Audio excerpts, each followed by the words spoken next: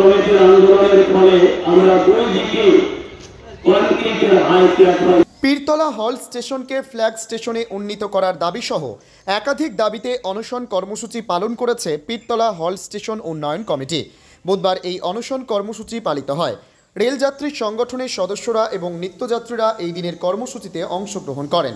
যাত্রী সংগঠনের সদস্যরা হুঁশিয়ারি দিয়েছেন যে দ্রুত তাদের দাবি না মানা হলে আগামী 26 নভেম্বর রেল অবরোধ করা হবে।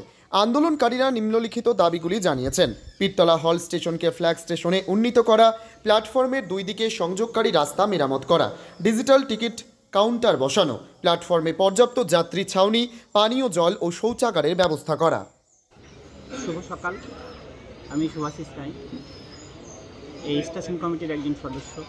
জোরে আজকে দীর্ঘ 25 বছর ধরে রেল বোর্ডের যে ক্রাইটেরিয়া, অর্থাৎ হল্ট স্টেশন থেকে যে ফ্ল্যাগ স্টেশনে উন্নীতকরণের জন্য যে নিয়ম বা যে ক্রাইটেরিয়াগুলো রয়েছে তা কিন্তু ফুলফিল হয়ে রয়েছে। দুর্ভাগ্যজনক হলেও সত্যি যে তবুও ধারাবাহিক আন্দোলন কর্মসূচি সত্ত্বেও এখন পর্যন্ত কোনো রকম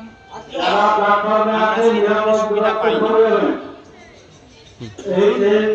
এখানে কোনো মাইক্রোফোন ঘোষণা নেই, লিঙ্ক রোড নেই, এমনকি টিকিট কাউন্টার আজও কিন্তু টিকিট কিনে নিয়ে আসতে হয় অন্য ফ্ল্যাগ স্টেশন থেকে। এই যে ধারাবাহিক যে জঘন্য পরিস্থিতি আমাদের, এই পরিস্থিতি আন্দোলন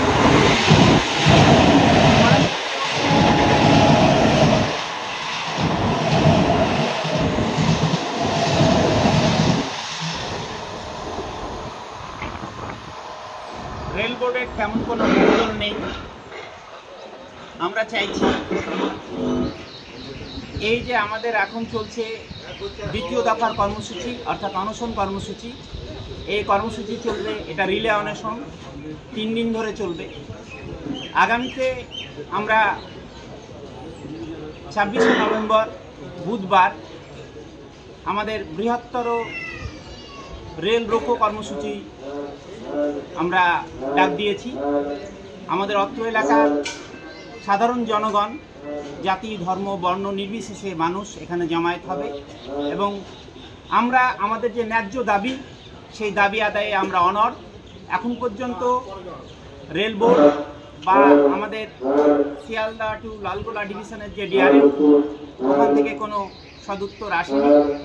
এই আন্দোলন আরও তীব্র থেকে তীব্রতর হবে, কারণ এ আমাদের ন্যায্য দাবি। আপনারা এতক্ষণ বিভিন্ন দাবি দেওয়ার বিষয়গুলো শুনছিলেন।